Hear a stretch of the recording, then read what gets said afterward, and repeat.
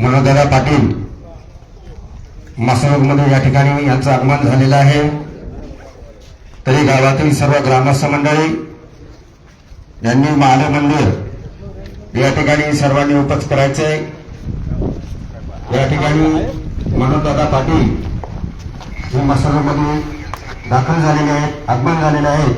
तरी गावातील सर्व ग्रामस्थ मंडळी यांनी महादेव मंदिर या ठिकाणी येण्याची कृपा करावी।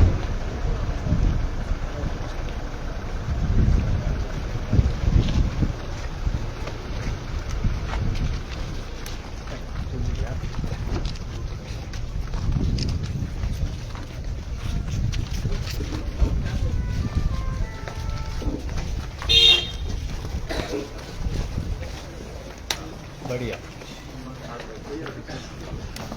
मध्ये नका जाऊ तुम्ही अजून मागे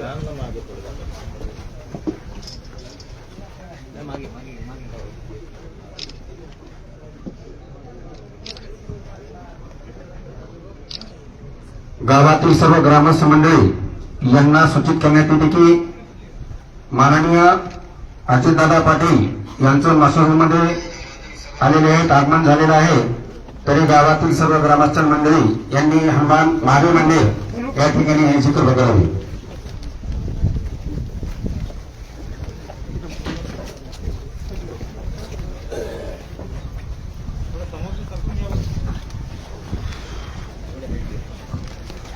सर्वांनी खाली बसून घेऊन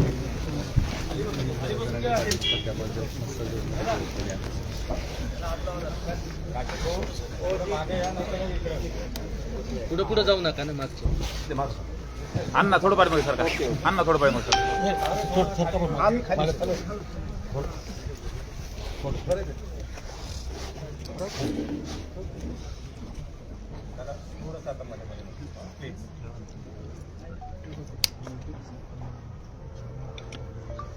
मनोज तरंगे पाटील मसाजून देखील दाखल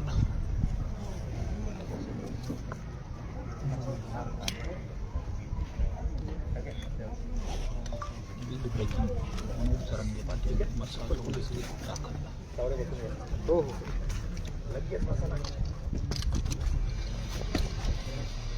दोहर एक बटे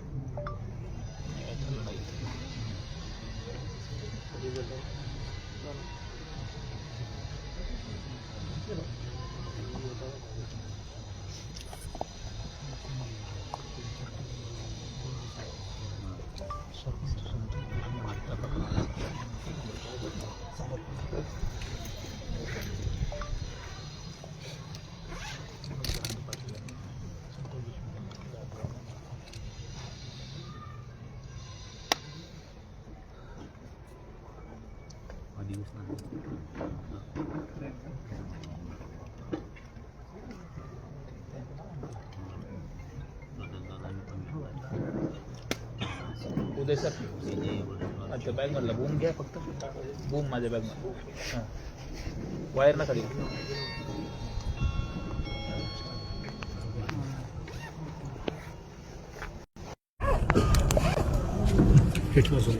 असं वर बोलतो हो अण्णा हे बोलतो असं असं ठेवा पलीकडून समोर ठेवा इथे गावकरी इथं थांबून गेली आणि वहिनी आम्ही सगळे काय करत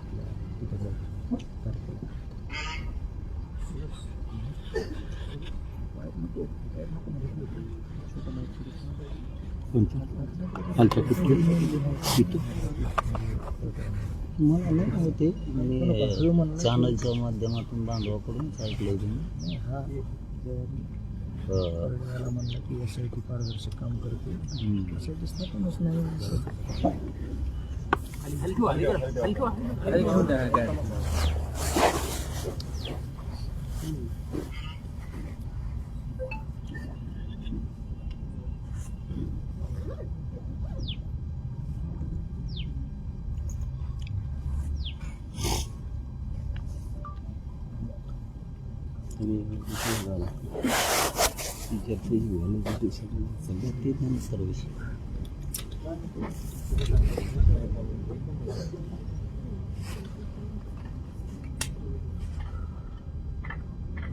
आपल्यासाठी संतोष भयाचं प्रकरण अत्यंत महत्त्वाचं आहे.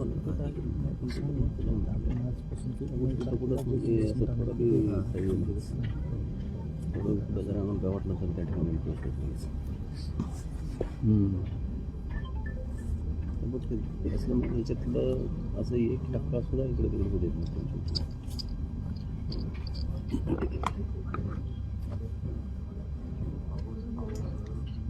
त्या प्रकारे शेवटच काढत काही घेतलं तेच थोडं.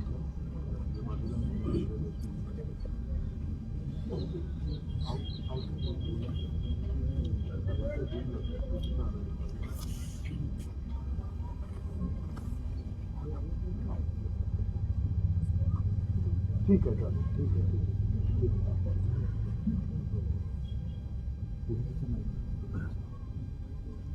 पुजारीचं नाव काय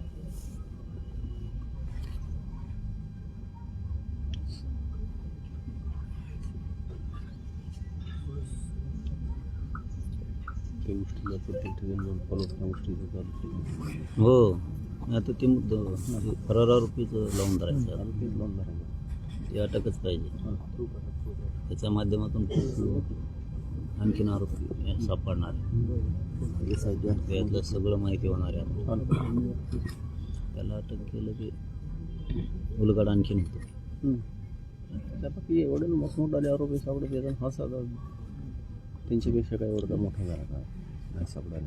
हलगर्जीपणा करायला लागला तपासदारांना मुद्दा. ह्याच्यात 2 वर्ष अगोदर तो फरारच होता. केजला जी मीटिंग झाली खंडणीची आणि खुनाची त्या ऑफिसमध्ये विष्णू चाटेच्या, तर त्या दिवशी तो आरोपी तिथं होता. मग त्यांच्यासोबत जे पोलीस अधिकारी होते ते तपासात घ्यायला पाहिजेत ना, की हा तुमच्यासोबत कसं काय, तुम्ही का अभय देता ह्याला. 307च्या गुन्ह्यामध्ये तो फरार आहे. तिथं धारूरचे तत्कालीन पोलीस अधिकारी कोण होते ते आपल्याला नाव माहीत नाही, पण केसचे माहितीत ना. पाटील आणि LCBचा एक जे पोलीस अधिकारी आहे तो त्याच्यात आहे ना, त्याला विचारायला पाहिजे SP साहेबांना घेऊन की तुझ्यासोबत राहत होता तर का ते 2 नाव होते निलंबित केलेले. काय नाव होते राजेश पाटील PI महाजन आणि PI राजेश पाटील. निलंबित केला राजेश पाटील. त्यांना पुन्हा तपासाला घ्यायला लावायचं. त्यांना पुन्हा तपासाला कारण ते त्यांना माहिती तो आरोपी कुठे. आरोपी कुठे त्यांना माहिती हे जे होते ह्या चाटेच्या हॉस्पिटल तेच ह्याच्यामध्ये 2 निलंबित अधिकारी तेच जस संघ धुरडी खेळले ना, तेच आहेत ना. हा बुरुडी खेळायला. चर्चा सुरू आहे. चर्चा झाली की ते पत्रकार परिषद सुद्धा घेतील. आता 1 वर्ष पूर्ण झालं. 1 वर्ष पूर्ण झाल्यानंतर मनोज पाटील असतील किंवा देशमुख कुटुंबीय असतील, ते महाजन पोलीस कोणी केला आणि त्या दुसऱ्या PIला वाचवलंय. नेमकं काय बोललं यांना सगळं माहिती आहे. त्यांना लोकेशन माहीत होतं, त्यांना ते काय प्रकारे माहीत होता. आणि गांभीर्याची गोष्ट म्हणजे गावामध्ये वातावरण की जे DYSP होते कमलेश मीना शोकाचं वातावरण. आणि त्यांच्यासोबत एक LCBचा अधिकारी होता. हे ते टोल नाक्याहून गेले, त्यांची गाडी चर्चा झाली की आता हा बेदम मारहाण करतोय. त्यांना लोकेशन माहीत होतं, पण हे गेले पोलीस स्टेशनला आणि रेस्ट हाऊसला गेले त्यांच्या रूममध्ये. त्यांना नंतर हे झाल्यानंतरच हे परत आले 10-11 वाजता. तुम्ही आल्याच्या नंतर काही वेळाने म्हणजे मी माहिती घेतली त्याची डीपमध्ये. मागच्या वर्षभरापासून हे वातावरण ह्यांना माहित होतं आणि हे प्रकार वारंवार झाले. दादा ह्या लोकांनी संतोष अण्णाला नेलं, ज्यात त्यांचा मृत्यू झाला, पण ह्यांनी गंभीररित्या जखमी करून खूप लोकांना ह्यांनी मारलेलं. आणि परत मग विनयभंगाचे गुन्हे त्याच्यावरच, कुठेतरी महिलेकडे न्यायचे असे प्रकार. पण ह्याचा कुठंही तपास झाला नाही. आणि त्याची वेगळी तपासून तो डॉक्टर वाय बशी आहे, तो इथला हरामखोर बालाजी तांदळे, मी एकदम गांभीर्यानं बोलतो सगळ्या मीडियासमोर. अशा लोकांनी आरोपी फरार शोधण्याच्या नावाखाली आरोपी फरार केले. त्या लोकांना काहीच पनिशमेंट मिळाली नाही. उलट हे जे कुणाची सुपारी देते, जे कटकारस्थान करते, ह्या लोकांचा दुग्धाभिषेक केला ह्यांनी मागच्या 1-1.5 महिन्यामध्ये. मग ह्याच्यावर बघितलं पाहिजे SP साहेबांनी, पोलीस यंत्रणेने. आणि ह्यांना जरब मिळालं नाही म्हणून ह्यांना नवीन संकल्पना सुचायला लागल्यात, घातपाताच्या म्हणा किंवा.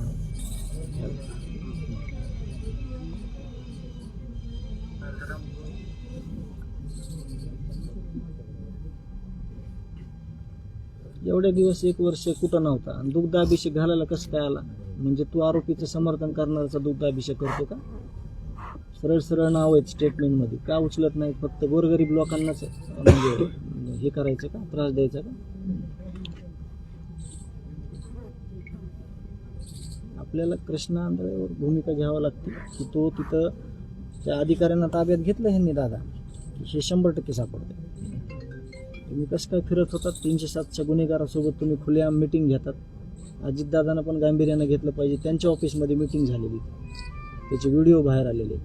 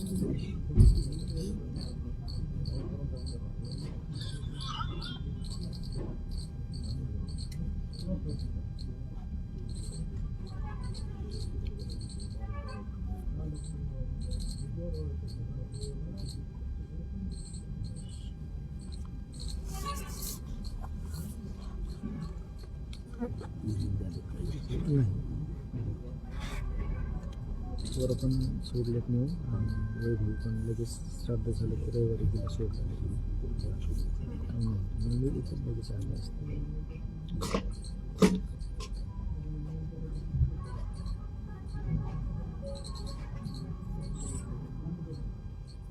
समोर घालू घालू ते वेदना होतात. सकाळपासून थांबायला पडते. आपला वेळ जातो बाहेर जाण्यात, फिरण्यात, प्रवासात. घरच्या आईला ते कुठं काय टाईमच नाही ना काही. म्हणजे कसं वेळ जाणं खूप कठीण आहे ना. आपण बोलतो, कोर्टात जातो, पोलीस स्टेशनला जातो, सुखदुःखाच्या कार्यक्रमात जातो. आईला खूप वेळ जाणं, घरातून बाहेर निघायचं शेच नाही. काय समजून सांगा, आईचं दुःख काय आपल्याला समजणार, कसं सांगणार आपण. सकाळी घरी गेलो तर मी आंबारडा फोडला.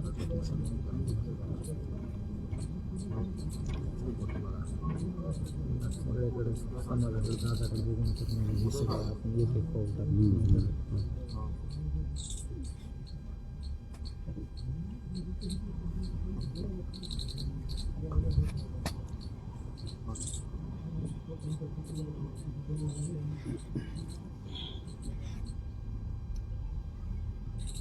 परत त्या आरोपी पकडण्यासाठी कठोर भूमिका घ्यावी लागते.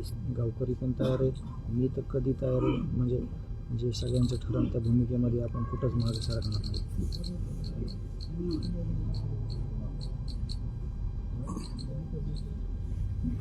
पोलीस अधिकाऱ्यांना चौघांना ताब्यात घेतलं की तो येतो बघा. गणित सोपं आहे. त्यांना त्याचे सगळे जुने म्हणजे कुठं राहतो, कुठं काय करतो ह्या गोष्टी माहिती आहे. किंवा ह्यांच्या जीवावर आलं की हे सांगणारच.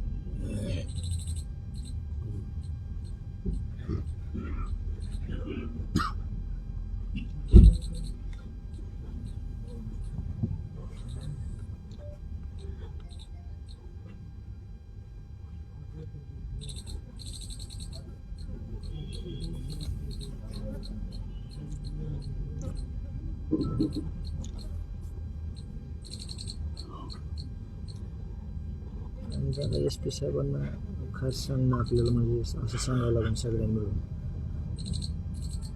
काही चुकीच्या पोस्ट करणाऱ्यावर किंवा त्याच्यावर कारवाई झाली पाहिजे. आता आपल्याकडे सगळं भांडवल आहे, जे काही चुकीचं वागले त्यांच्यावर पण ॲक्शन होत नाही. आपल्या जिल्ह्यातल्या गुन्हेगाराला धिंड काढण्यात येत नाही. नुसती भिंड काढलेली बघितली तर 10 गुन्हेगार थांबते जागेवर.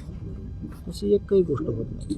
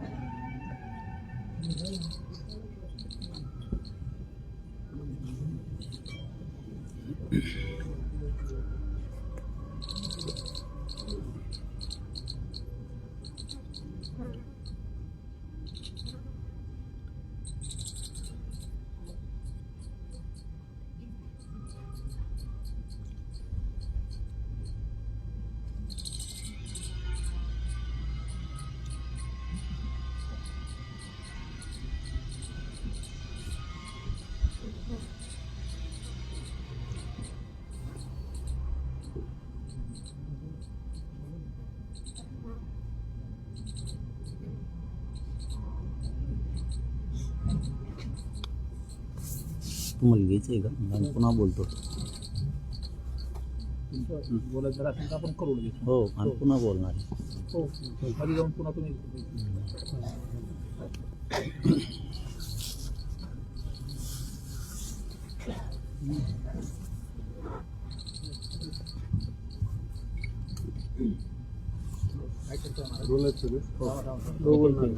बोलतायत का पाटील? 2 मिनिटं. भाऊ तुम्ही बोलता ना? 2 मिनिटं. हो. ते माईक आहे वरचं. हां, ते माईक काढून भाऊ द्या फक्त. हां.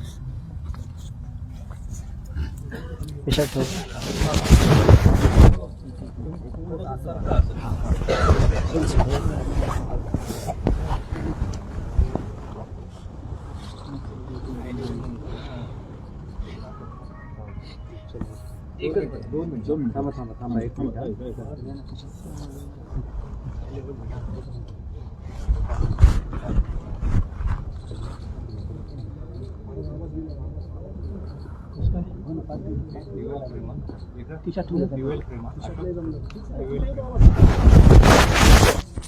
तिथलं पुढच्या अडकवा त्या पुढच्या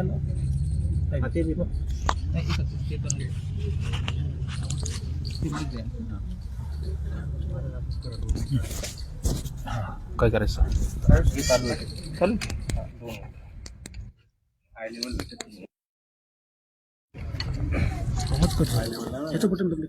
नाही काहीच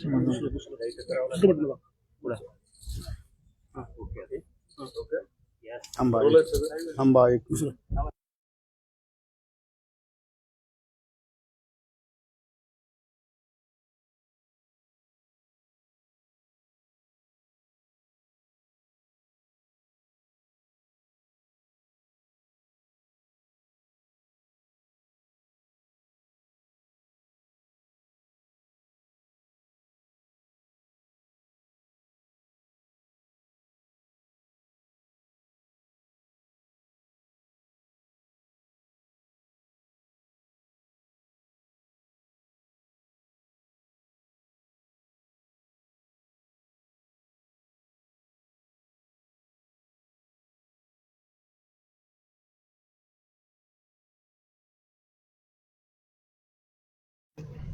आजच्या दिवशी ज्या पद्धतीनं त्या क्रूरकर्मी लोकांनी एका निष्पाप माणसाला, माझ्या भावाला, कुटुंब प्रमुखाला आणि गावच्या प्रमुखाला संपवलं, याचा निषेध जेवढा करावा तेवढा कमी.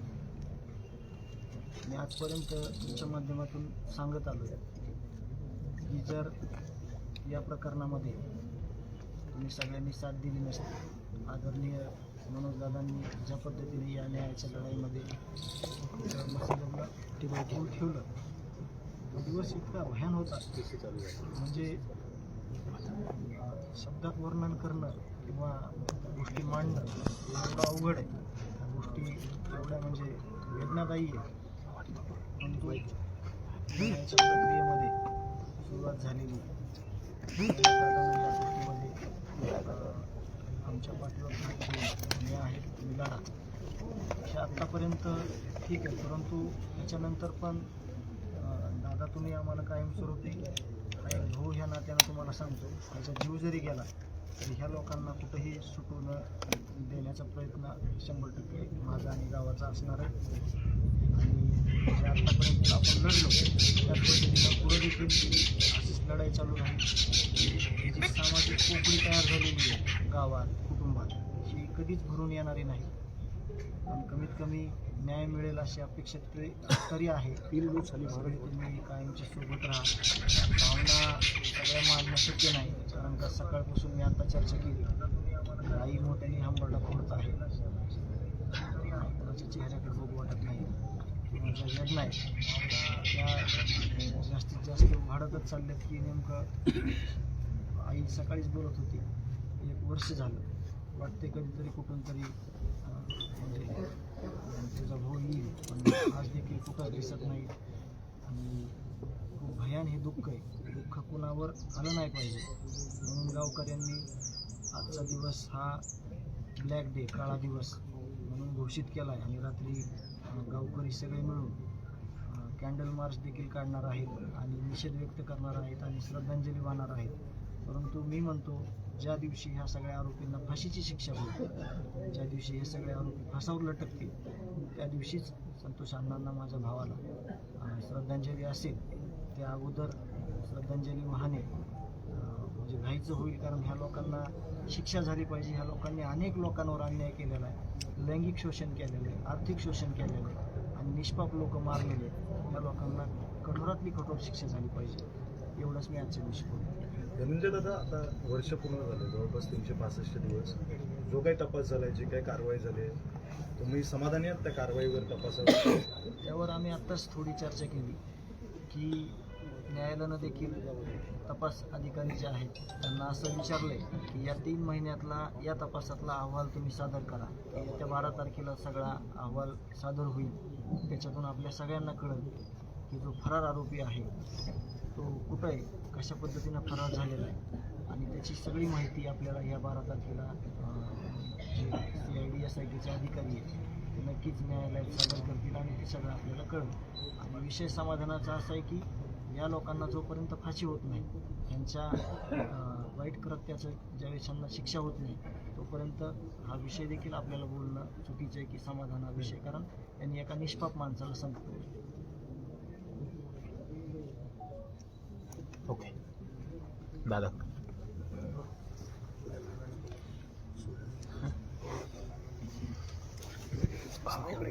वरी लावा दादा. ओके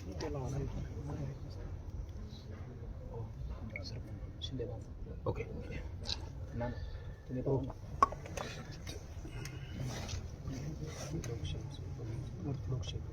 ना ते खालचं लावा. पुढं सर, सगळंच सर.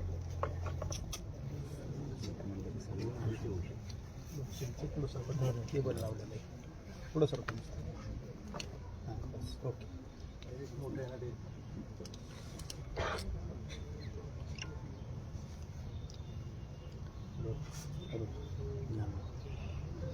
दादा, 1 वर्ष पूर्ण झालंय, आपल्यात माणूस नाहीये आणि आज तुम्ही पुण्यतिथीला देखील आला होता.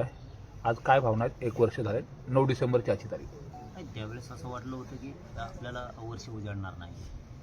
त्या पद्धतीचे वल्गना मुख्यमंत्र्याकडून झाल्या होत्या आणि त्याच्यावरती महाराष्ट्रातल्या मराठा समाजानं मुख्यमंत्री देवेंद्र फडणवीसांचा शब्द प्रमाण मानला होता त्यावेळेस. कारण त्यांनी कुटुंबाला बोलून घेऊन हा विषय सांगितला होता की 1 वर्षाच्या आत हा विषय संपून फासावरती सगळ्या आरोपींना आपण लटकूया. हा शब्द या महाराष्ट्रातल्या सगळ्या जनतेला होता आणि त्याच आशेवरती आमची तर त्यावेळेची अशी इच्छा होती की 1 वर्ष पण नाही, परंतु कुटुंबाकडे बघू, न्यायाच्या अपेक्षेनं गोरगरीब जे डोळे लावून मुख्यमंत्र्याकडे बसला होता, त्यांना सगळ्यांना आशा होती की चला ठीक आहे, 1 वर्षात कवाना सगळे फासावरती नक्की लटकतील. परंतु आणखीनही त्याच्यात दिरंगाईची कुठं अर्ज जाणून बुजून, कारण त्यांच्या सरकार पक्षात एक आमदार आहे अजितदादांचा,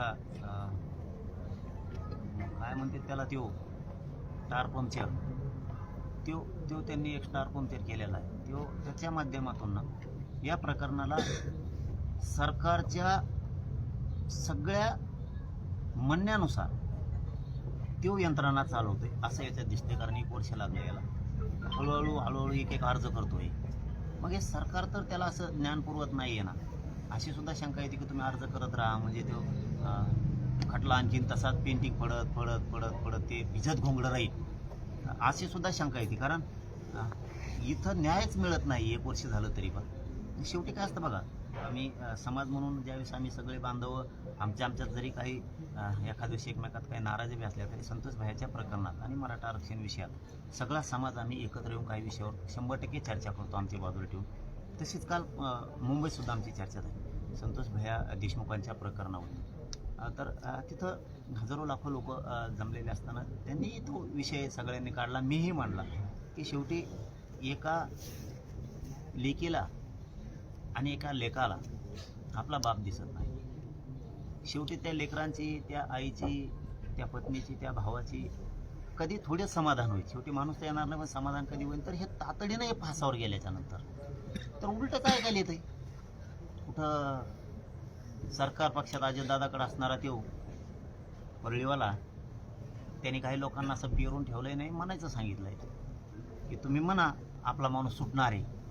म्हणजे ह्या लोकांची मजल बघा तुम्ही, सरकारमध्ये राहून, ते बी देवेंद्र फडणवीस साहेबांचं सरकार असून सुद्धा त्या सरकारमध्ये राहून असं जातीय तेढ निर्माण होईल, जातीय द्वेष होईल असं काम तो लोकांच्या हातानं परळीतून करून घेतोय की तो सुटणार आहे किंवा असं होणार आहे. मग आता मराठीत बी राज्यात चर्चा सुरू झाली लोकात पण ह्या 4-5 दिवसात.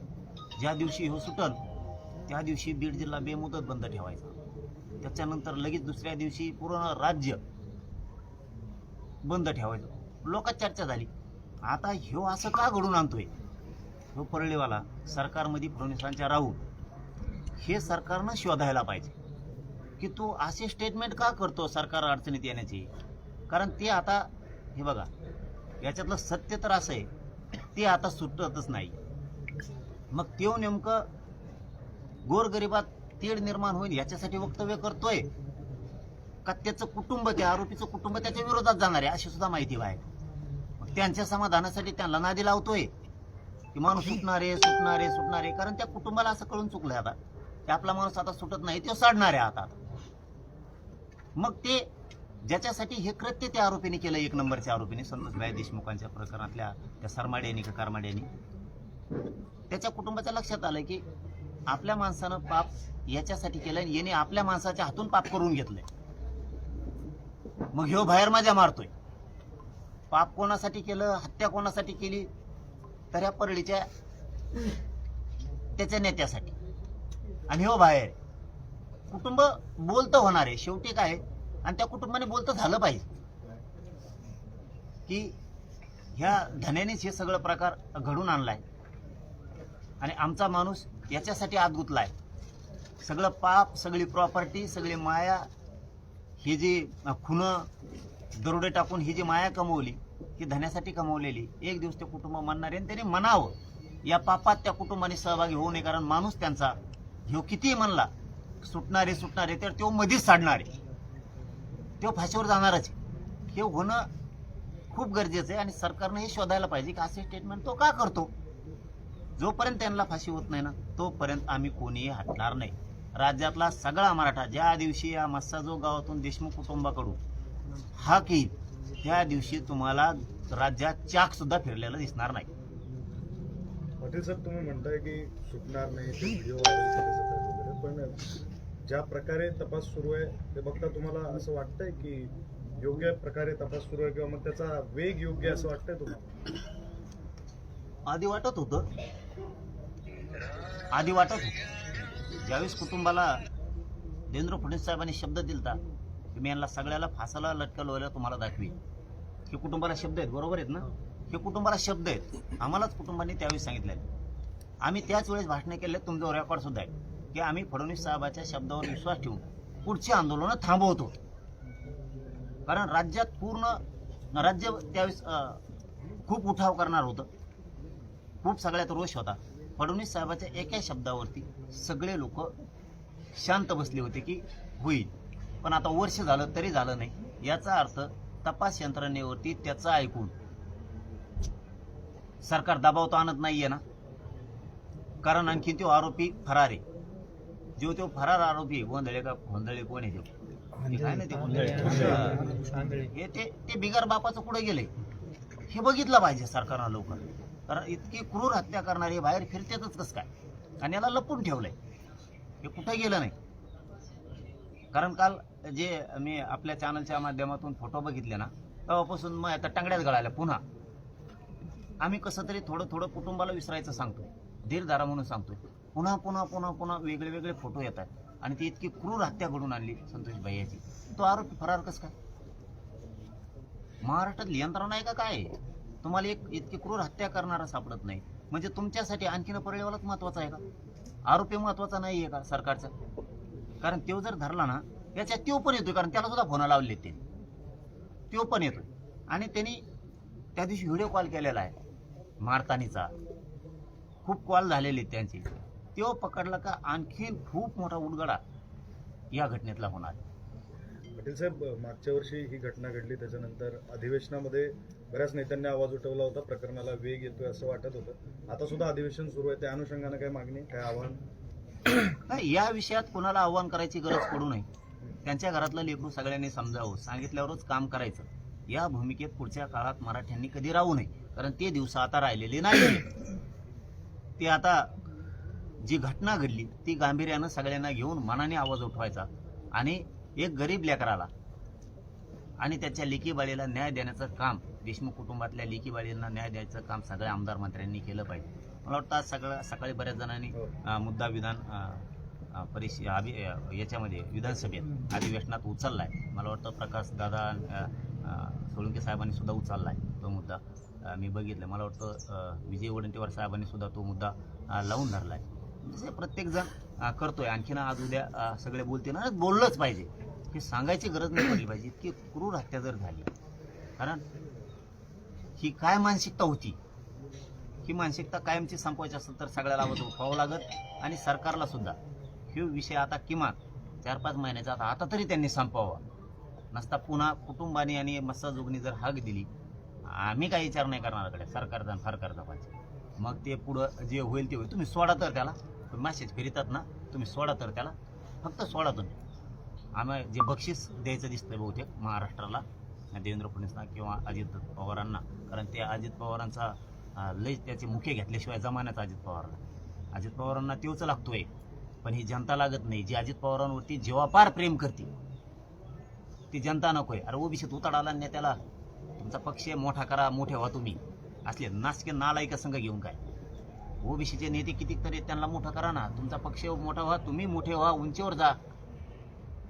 परंतु तुम्ही अशा क्रूर लोकांना जर सांभाळत असतात तर आम्हाला राग येणारच ना अजितदादाचा. का अजितदादाचा आमचा काय बांधाला बांधे म्हणून त्यांचा राग येतोय. तुम्ही चुकीच्या माणसाला जवळ घ्यायला लागलात म्हणून अजितदादाचा आम्हाला राग यायला लागला. काल तर ते त्यांनाच घेऊन गेलाय. मला चॅनलच्या बांधवांनी सांगितलं, ते परळीचं ते हेंगड, परत ते अजितदादा फडणवीस यांची बैठक झाली जाऊन काल. आणि काय म्हणे तर आमची विकास कामावर बैठक झाली. विकास कामाचा आणि पोलीस महासंचालकाचा काय संबंध येतो? आणखी तर राज्यात नाही ऐकलो आम्ही. विकास कामाचा एखादा निधी किंवा काम करताना पोलीस महासंचालक तिथं लागतो म्हणून. विकास कामाशी पोलीस महासंचालकाचा संबंध काय? म्हणजे आतून हे काहीतरी शिजवीत येत. आणखी नाही फडणवीस साहेब तुम्हाला सांगतो आणि अजितदादाही सांगतो, नका पापात सहभाग घेऊ. तो शिजवायला आणि माणसं घुमवायला आणि ब्रेन वॉश करायला लय पक्का आहे.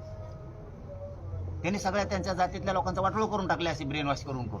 सुशिक्षित पोरं त्यांनी गुन्हेगारीकडे वळले, त्यांच्या समाजाचे त्यांनी पुरं वाटोळ करून टाकले. आणि तुम्ही आणखीन तरी त्याच्या संग राहून त्याच्यात हे करून तुम्ही विनाकारण त्याचं ऐकून आणखीन तुमची फसगत करून घेऊ नका. रोषाला सामोरं जाऊ नका तुम्ही समाजाच्या. त्यांनी तर काल उलटच सांगितलंय त्या माझ्या प्रकरणात सुद्धा, जे आम्हाला आणखीन माहीतच नाही. काय सरकार काय ऐकत आहे त्याचं, काय नाही, काय गुप्त केली काय यासाठी नियुक्त? जणून माझ्या घातपाताच्या प्रकरणात यासाठी तपास करते असं म्हणलंय. आम्हाला माहित सुद्धा नाही हो यासाठी नियुक्त झाली. अशी पण यासाठी असती का? तुम्ही कधी ऐकले का पत्रकार बांधवांनी? नाही ना. मी बी नाही ऐकलो आणखी. म्हणजे त्याचं शुद्धीकरण करायचं का काय? अजितदादाला शुद्धीकरण करायचं की ते गुप्त SIT नेमण्यात आली आणि तिने गुप्त अहवाल दिला आणि मग त्याचं शुद्धीकरण केलं गोमतोर शिपडून. कारण वर्षावरती बाप्पा बसलेलेच आहेत. हे कोणते प्रकार असले यासाठी आम्ही नाही बघितले आणखी. काय नाही देणार आहे तुम्ही लोकाला? गुप्त SIT नेमली, ती गुप्त अहवाल देणार. सरकारने त्याची घोषणा नाही केली, आम्हाला कसं का माहित नाही? तुम्ही कसं काय अंधारात नेमली? म्हणजे त्याच्यावरती आणखीन तुम्हाला तोच पगडा आहे का? काय तुम्ही सरकार चालविता आणि काय तुम्ही लोक आहेत. आणि तिथं महासंचालकाला बोलून घेता, शुक्लाताईला त्या, तिथं फडणवीस गृहमंत्री, तिथं अजितदादा, आणि हो पत्रकार बांधवांना बी म्हणणार हो त्या घातपाताच्या प्रकरणामध्ये SIT सखोल तपास करते. अरे पण गठीत कवा केली हे तर आम्हाला माहित पाहिजे ना. ती तपास कुठं करते? तपास कसं काय करायला लागले अचानक? म्हणजे देशमुख प्रकरणात सुद्धा तुम्ही अशी चालबाजी करायची नाही. आमच्या याच्यात ही वेगळा विषय, आम्ही आमचं बघू, खेटू सुद्धा, पण या प्रकरणात सगळे आरोपी फाशीवर गेले पाहिजे. पाटील, अजित पवार हे बीड जिल्ह्याचे पालकमंत्री होणार आणि त्यामुळे या प्रकरणाकडे वेग येईल असं वाटलं होतं. कारण पुण्याकडे इकडे ते बघितलं तर एक ठोक भूमिका ते घेणारे म्हणून आहेत. तर या प्रकरणाबद्दल काय बोलत? नाही, इकडे येताना त्यांनी अजित पवार नाव घेऊन आलेले. ज्यावेळेस बारामतीत पुण्यात असते ते त्यावेळेस ते अजितदादा पवार म्हणून असते.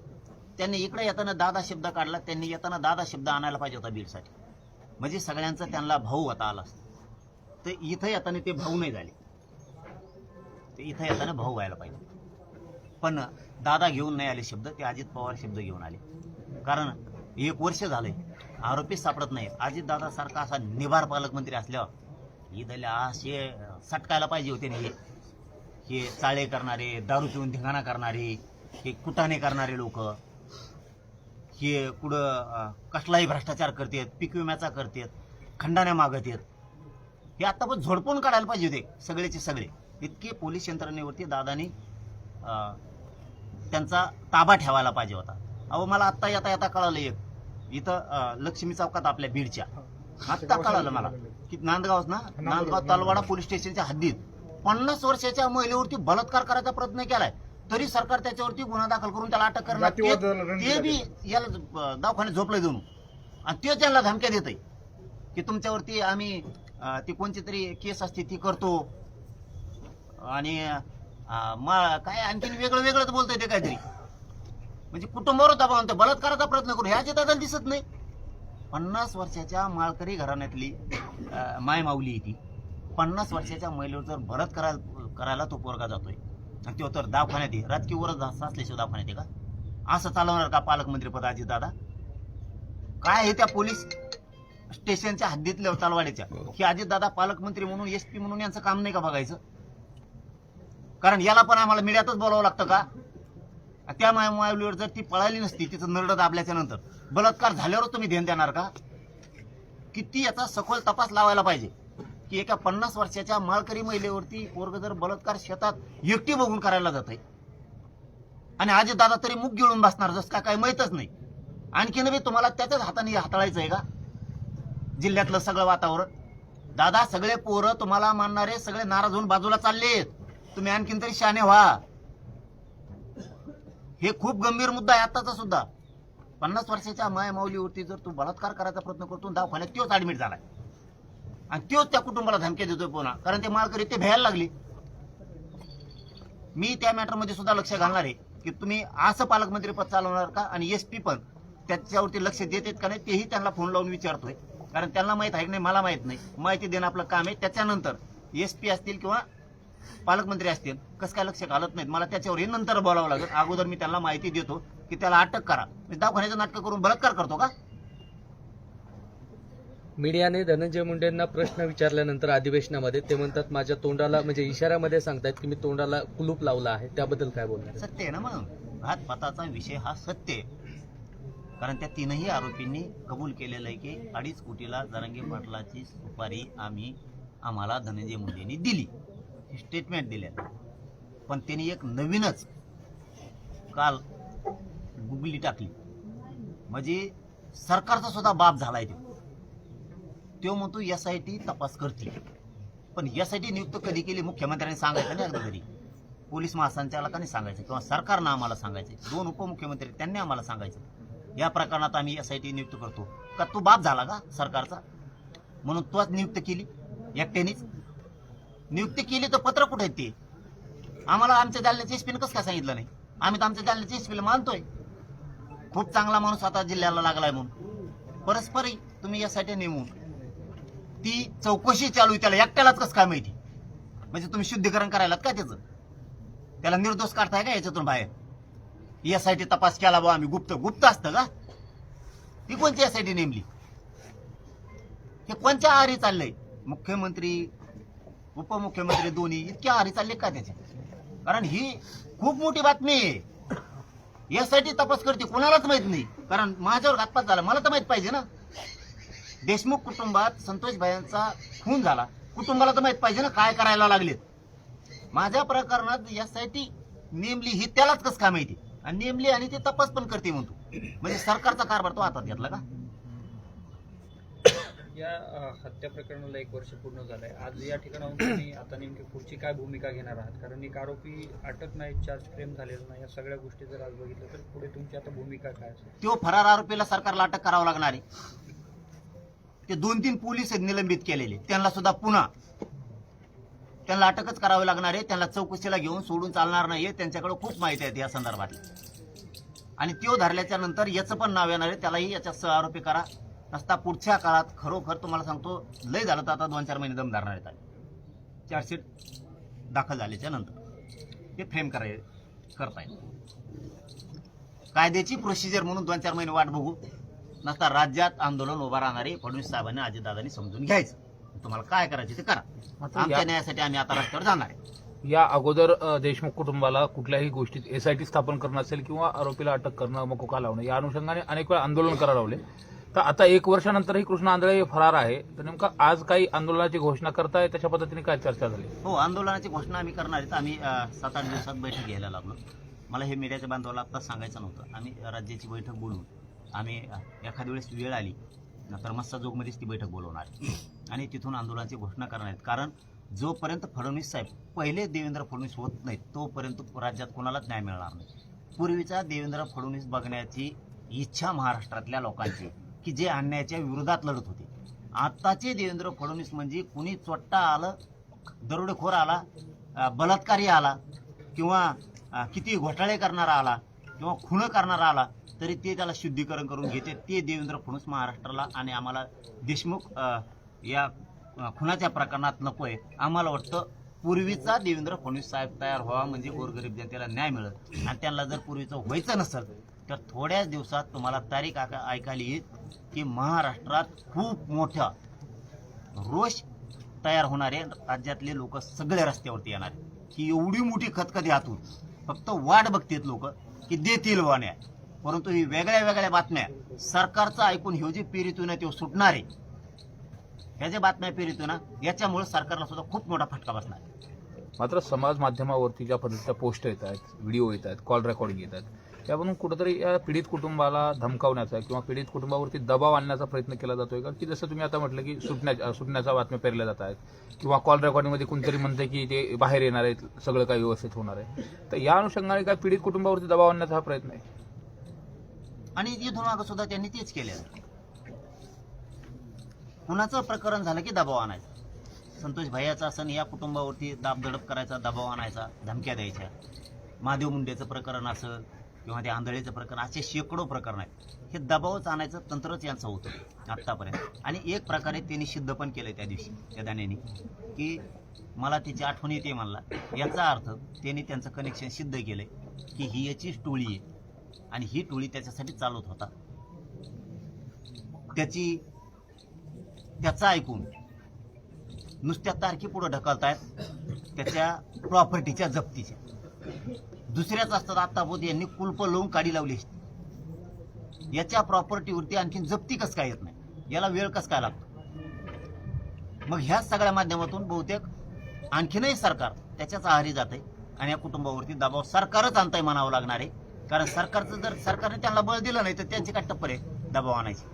त्यांना तरी आणखीन दिसतंय की सरकार त्यांच्या पाठीशी आहे. आणि आम्हाला दिसायला लागले सरकारने त्यांच्या पाठीशी राहू नये. आणि इथून पुढं सोशल मीडियावर याच्यावर टाकणारे इथं सेपरेट एसपी आहे ना.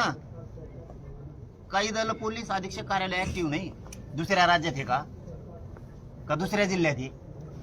यांनी प्रत्येकावरती लगेच गुन्हे दाखल करून त्याला असं जर धिंड काढून झोडपिलं ना तर ते सगळे सोशल मीडियाचे प्रकार सुद्धा थांबतील. नसता मग लोक इथून पुढं फडणवीस साहेब तुम्हाला सांगतो जसे तसं उत्तर देतील. मग पुन्हा काय म्हणू नका कायदा बिघाड आणि शांतता बिघाड. ते होऊ शकतं कारण सहन करण्याच्या खूप मर्यादा असतात आणि मर्यादा पाळायची जबाबदारी आमची एकटीची नाही त्यांची सुद्धा आहे. आरोपीच्या संपत्ती संदर्भात अधिवेशन चालू आहे. काय मुख्यमंत्र्यांकडे मागणी कराल का की संपत्ती जप्तीच्या संदर्भामध्ये परत काही विषय पुढे झाला? गृह मंत्रालय ते करू शकतं. गृह मंत्रालय जर चौकशी एखाद्या माणसाची लावायची नसली तरी लावू शकतं आणि त्याला जेरीस आणून त्यांच्या पक्षात घेऊ शकते. हे महाराष्ट्राने उदाहरणं ह्या 5-10 वर्षात बघितलीत. तर गृह मंत्रालय देवेंद्र फडणवीस साहेब त्याची संपत्तीवर जप्ती का आणू शकत नाही? का आणू शकत नाही? मग तुम्ही जाणून बुजून करतायत का? फडणवीस साहेबांनी या अधिवेशनाच्या काळात त्याच्या संपत्तीवरती तात्काळ जप्ती आणावी. नसता पुढच्या आंदोलनाचा सामना करायला तुम्ही तयार राहा. तर पाटील साहेब तुम्ही बोलताना सारखं असं म्हणताय की धनंजय मुंडेंना पाठीशी घातलं जातंय, सरकार पाठीशी घालतंय. असं काय आहे धनंजय मुंडेंकडे की सरकारला एका आमदारासाठी एवढं सगळं करावं लागतं? यांचे काही व्हिडिओ का कोण त्याच्याकडे लय नीचे नाही लय नीचे आणि एखाद बार घोळात फेळात घेतला असले त्याच्यामुळे भेटेत का काय नसता आम्हाला वाटत हे दबण्यासारखे आहेत. त्याच्या पुढे झिंगूर येते. हे 2 उपमुख्यमंत्री आणि एक मुख्यमंत्री त्याच्या पुढे चिल्लर येते. आंडुकलं लय चिल्लर येते. ते असं लोळी तर नाही कोणकडे बी तर कळून मी नाही देणार. पण याचं जो काहीतरी दिसतंय त्यांचं आणि मग हे असं आहे बायावणी तसले ते मी चाळे करतोय. मी हिडो टाकी लेंड्या घाली पुढे औषध घाली हे असलं बायाच्या वाहनाचं आहे. त्याला एका बापाच्या आवडत असल्याचं का बघायला. जसा नार्को टेस्टला हा म्हणला होता ना चल तो आहे गांडी दम आहे का आणि चल नार्को टेस्ट. असे मर्दाचे कामं करायचे याच्याजवळ काहीतरी असं कारण याला ते बायाचे व्हिडिओ करायला लावतं काय करायला लावतं. मायाचं तेच करायला सांगितलं होते. 3 प्रकार सांगितले होते त्यांना. एक तर म्हणे याच्या जेवणात गोळ्या घाला त्या विषारी गोळ्या आणि याला मारून टाका ते. आणि आता बघा एवढा वट होता यांचा. आता शेळ्याच्या त्याच्या लेंड्या घेऊन पळायला यांचा असं वट होता. यांचा कचराच केला आणखी लय धिंगाणा करणार यांचा. हे जवळ असे लोकांना त्रास देणार हे दहशत माजवणार तोवर यांची पुरी जिरविणार आहे. हे जर नीट नाही राहिले ना यांची पुरी जिरविणार आहे आणि यांना संतोष भाईच्या प्रकरणात जेलमध्ये घालणार आहे. त्यांना दुसरं काम सांगितलं की याच्या गाडी अंगावर घाला आणि तिसरं काम सांगितलं की रेकॉर्डिंग खोट्या बना व्हिडिओ बना करा व्हायरल. कारण ते काय असं शरण येत नाही ना त्याला बदनाम करून टाका. माझ्या जातीसाठी लढतो भाऊ मी. गोरगरिबांच्या लेकरासाठी संतोष भाईच्या प्रकरणात लढू नको का? गोरगरीब मराठ्यांसाठी लढू नको? त्या लेकरा बाळा न्याय देऊ नको का? मग तू मला मारून टाकणार बदनाम करणार. माझा समाज कसा का विश्वास ठेवी? तू कसले व्हिडिओ बनवणार कसल्या रेकॉर्डिंग बनवणार टाकून देणार पैशाच्या जोरावरती. माझा समाज विश्वास ठेवणार. आणि मी कोणासाठी जीवन वाहून घेतलंय माझं? हाडाची काढ कोणासाठी केलेत मी? ह्याच गोरगरिबांच्या समाजाच्या लेकरासाठी केले. सगळं डावावर लावलंय मी. माझं अख्खं कुटुंब मी सुद्धा स्वतः. आणि नीच पायदास असली की व्हिडिओ बनवणार टाकणार त्याच्यावर माझा समाज आणि सरकार पण विश्वास ठेवणार का? ते असलं नीचे. त्याच्यामुळं त्यांचं काहीतरी असू शकतं म्हणून हे भीत येतं. नसता असे लात मारून बाहेर काढ असताना त्याला बहुतेक अंदाज येतो. आणि नसन तर त्याला लात मारून बाहेर काढ. तुमच्याजवळ काहीच नसन ना त्याचं तुमच्याजवळ काही गाबाळ नसेल तर लात मारून बाहेर काढा. काही गरज नाही. लय ओबीसीचे नेते आहेत भारी भारी त्यांना मोठं करा आणि तुमचा पक्ष पण वाढवा. हे ठुलं की मराठा तुमच्यापासून हळूहळू बाजूला सरकणार आहे. तुम्हाला एक दिवस दिसणार. बघा तुम्ही दिसताय का? शेवटचं आमच्यासाठी संतोष भाईचं प्रकरण खूप महत्वाचं. दादा शेवटचा सरकारला काय इशारा असेल की आता या संपूर्ण प्रकरणात आरोपी अटक करणं असेल किंवा फास्ट ट्रॅक कोर्टामध्ये न्याय मिळणं असेल आणि आरोपीला फासावर जाण्याच्या अनुषंगाने जे तुम्ही बोलताय तर त्या अनुषंगाने काय शेवटची मागणी असेल? 4 महिन्याच्या आत तुम्ही यांना आता फाशीची शिक्षा द्या. कारण 4 फ्रेम केल्याच्या नंतर चार्जशीटच्या नंतर 2-4 महिन्याचा वेळ लागतो. आम्ही तुम्हाला 2-4 महिन्याचा वेळ देतोय. आम्ही कुटुंब नाही. तुम्ही ते द्या. नसता राज्यातल्या रोषाला तुम्हाला सामोरं जावं लागणार. राज्यात प्रत्येक चौकात चौकात तुम्हाला साध्या साध्या गावच्या रस्त्यावरती, शहरातल्या मोठमोठ्या हायवेवरती, सगळ्या राज्यात मुंबईसह तुम्हाला लोक रस्त्यावरती दिसतात. कारण काल सुद्धा आम्ही ज्यावेळेस पुण्यात मुंबईत बघितलं त्यावेळेस गल्ल्या गल्ल्यातले मराठी एक वाढले. मुंबई सुद्धा बंद पडू शकते इतक्या ताकदीनं आम्ही आंदोलन उभा करणार. पाटील, या प्रकरणाकडे जर बघितलं तर जातीच्या चष्म्याकडून काही लोक म्हणजे घालून बघतात की मुद्दामून संतोषांना, त्याच्याशिवाय ते जगतच नाही. त्यांच्यावर वेळ आली की ते जात पुढं करतात आणि जात त्यांच्याकडून नाही आली की ते ओबीसी पुढं करते. त्याच्यात ओबीसीच काय समज, याच्यात वंजारी समाजात काय समज. पाप तू करणार, भोगायला त्यांना लावतो का? त्यांना कशाला ओढितो? तू पाप करणार, तू हत्या घडून आणणार, तू कट रचणार, तू पैसे काय सवय लागली तुला, खंडाण्या पाहिजे तुला, त्या जातीला कशाला भरकट येतो याच्यात? ती त्याची पळवाटी, त्याचं ते शेवटचा आश्रय. नसता रडत रडत जाणे त्या बाबापाशी जाऊन बसले, नसतं मग इकडं त्यांच्या समाजाला म्हणणार बघा बाबा मी तुमच्या समाजाचं आहे, काम करतोय आणि मला टार्गेट केलंय. तुला टार्गेट आता बहुत कम नाही केलं. संतोष भैयांच्या हत्येच्या अगोदर तुला टार्गेट कमवून नाही केलं, याचं उत्तर दे उत्तर. चल, एका बापाने बोलायचं शिक जरशी. कमवून नाही केलं तुला याच्या अगोदर टार्गेट, आता काय करायचं? तू पोरच जर मारून टाकायला लागला, कापायला लागला आणि तिकडं मग तुम्हाला राजकारणासाठी टार्गेट करते. लय भारत देश तो आहे मागं होय, उगा गचपाण्यावनी काहीतरी करताय. इकडं वाटोळं करून टाकलं संतोष देशमुखांच्या कुटुंबाचं, सगळं उघड्यावर पडलं. ते कुटुंब वाटोळं झालं त्या घराचं. एक दिवस बी आनंदाचा दिवस बघायला मिळाला तुझ्यामुळं. तुला याचे पापाची फेड करावीच लागणार आहे. नियती पण तुला सोडणार नाही, सोडणारच नाही तुला. ओके.